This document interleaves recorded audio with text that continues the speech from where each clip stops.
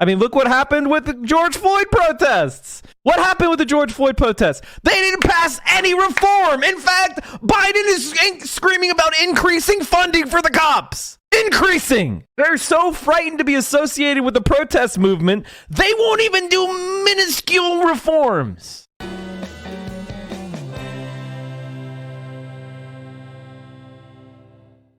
I can't. All right, chat. I want to show you something. This is what I call a very good tweet thread from somebody who is a liberal. This is reality. This is why there's such urgency. This is why I don't want to wait for 2022 and roll the dice. This thread from a liberal that I can actually largely say factually, the facts are what's important here. Are you ready? Prepare yourself for electoral doomerism, the likes of which you've never seen. And she's right. Are you ready for some real electoral doomerism? Let's fucking go.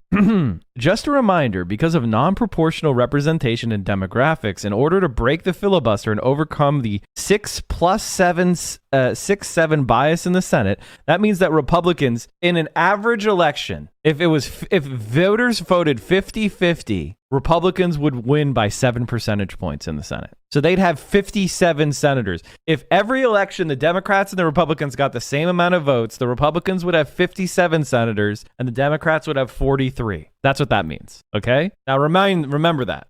In order to break the filibuster and overcome the R+7 bias in the Senate, Democrats would need to win 3 straight national elections by 19 points to make abortion legal nationally. Democrats would need to win a midterm, a presidential, and a midterm, or a presidential, midterm, and presidential by 19 percentage points. That's 59-41. There's only been, I think, 3 or 4 elections in American history where one side has won by that much. One was FDR, one was LBJ, one was Reagan, I believe. One was Nixon. Absolutely zero shot of that happening. Zero shot. Impossible.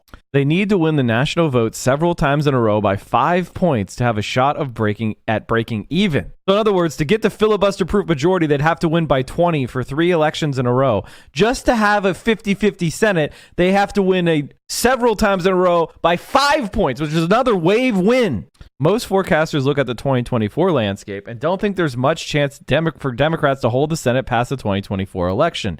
Mitch McConnell has promised that if Republicans regain control of the Senate in 2022, that he will not let Biden put any more Supreme Court justices on the bench. He would keep seats open for 6 years if he had to. Starting January 2023, there's probably no meaningful hope of changing the composition of the court. It is estimated that the U.S.'s already sky-high maternal mortality rate will rise by 21% as a result of Dobbs v. Jackson, which is what overturns Roe v. Wade. Most states are so gerrymandered that changing the composition of the state legislature is effectively impossible. The GOP has been able to maintain supermajorities in the Wisconsin legislature despite losing elections by up to 10 points. Because SCOTUS has approved political gerrymanders vis-a-vis Gill, which is a Supreme Court decision back in 2018 that legalized political gerrymandering. 5-4 decision. In most states that ban abortion, there is no realistic hope of reversing these bans by voting out the incumbents who put the bans in place. Only 8% of U.S. House seats are competitive due to gerrymandering. A few states allow voter-initiated ballot initiatives or state constitutional amendments. However, SCOTUS has allowed state legislatures to effectively overturn them. Example, Floridians voted to restore the voting rights of felons overwhelmingly. The gerrymandered state legislature turned around and passed a law requiring felons to prove they had paid all court fees before rights can be restored. Problem is, records in Florida are so sloppy that it is effectively impossible to do. This requirement was fair as a 1950s literacy test to vote, and thus the ballot initiative was thwarted by politicians who cannot be voted out of office, aided and abetted by a SCOTUS put into place by presidents who lost the popular vote. There are very few good options for bringing back abortion rights after Dobbs v. Jackson. The U.S. political and legal system is so broken that it is completely immune to the will of the people. I wouldn't say that, but I would say electorally immune. A lot of legal-minded folks can see the writing on the wall. The loss of an implied right to privacy under the Fourth Amendment and institutionalizing the Glucksberg test is likely the end of guaranteed access to birth control, same-sex marriage, and the return of sodomy laws throughout the U.S. South. At the same time, LGBT people are being labeled pedophiles and groomers. Our trans children are being taken away by the state, and our existence is obscenity. It's not hard to see a future where Texas has banned SSM again and is yanking kids from loving LGBT homes. We can already see that the GOP wants to ban abortion throughout the U.S. in 2025 by ending the filibuster and passing a national law. GOP legislators are talking about women being prevented from leaving states to get abortions elsewhere. Other states are passing fetal personhood amendments that would potentially allow states like Texas to reach into blue states where abortion remains legal, for example, New Mexico, to prosecute doctors in New Mexico who provide abortions to Texans, possibly under the felony murder rule. This sets the U.S. up for the nightmare scenario of red states demanding extradition of women, doctors, and LGBT people who have fled to other states to escape the tyranny of religiously conservative red states that are no longer functioning democracies. Yes, this is basically lining up the court for a Dred Scott number 2 decision. It also sets up the scenario where persecuted people don't stop at a blue state. The end of the line is Canada. What happens when the Trumpist U.S. gives Canada the ultimatum, extradite them or all? I mean, who knows about this? Seems unlikely, but I agree with most of this, honestly. I think all of this is a strong possibility. They might not do stuff like this because it would be so disruptive, but I wouldn't put it past the extreme people in the GOP are winning, and they're winning over and over and over again. So you never know, man. You never know. Well, thankfully, we know the state will protect our rights just like they did for fugitive states.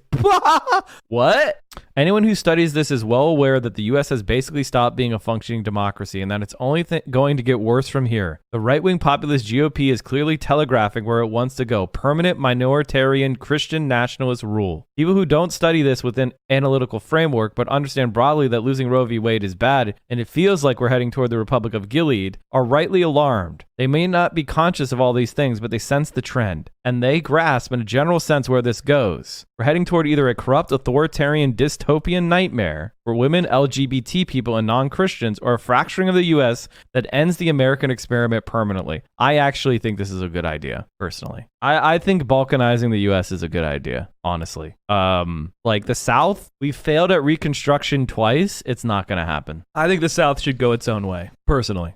Unless there are more than one huge black swan event, those are basically the options on the table. Pick one. And somehow institutionalists want to deny the facts of the situation as I detailed them. They demand everyone behave as if voting and protests in designated zones is their best chance to change things. And when everyone with a lick of analytic sense can clearly see that the GOP and SCOTUS don't give a fuck about what the majority of the population want. They're oblivious to the fact that these systems have failed and that the public can no longer show their displeasure by voting incumbents out of office, put in different judges, pass ballot initiatives. The GOP, SCOTUS, no protests have no effect. I mean, look what happened with the George Floyd protests. What happened with the George Floyd protests? They didn't pass any reform. In fact, Biden is screaming about increasing funding for the cops. Increasing. They're so frightened to be associated with the protest movement, they won't even do minuscule reforms. Which brings me to my point. I look at the hand-wringing over the supposed optics of peaceful protesting outside Kavanaugh's home and want to put my head through my desk. This is a mild escalation of things. If they're so worried about decorum, they should be focused on the reasons why people have felt that protesting in front of the court is effectless.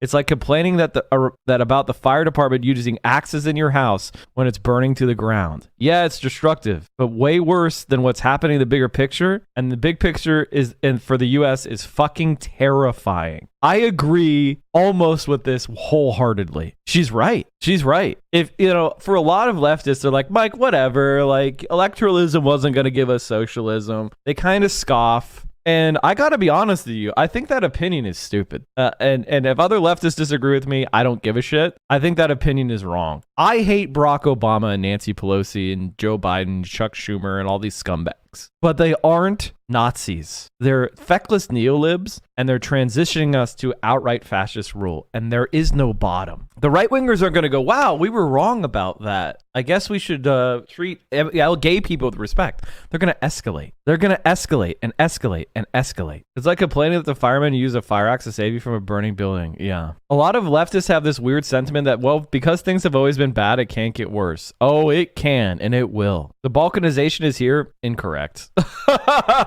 Not what I'm thinking of. No. I got in a heated argument with my girlfriend about how essentially the only nonviolent path forward is to vote. Anna Kasparian was correct in saying that it's a lost cause to rely on Dems. It's hopeless. I mean, I just don't see how it... I mean, unless there's some sort of electoral fucking wave from this, maybe they'll get another couple years. I just don't see it. What's the evidence? What's the evidence? Show me the evidence that there is some big wave.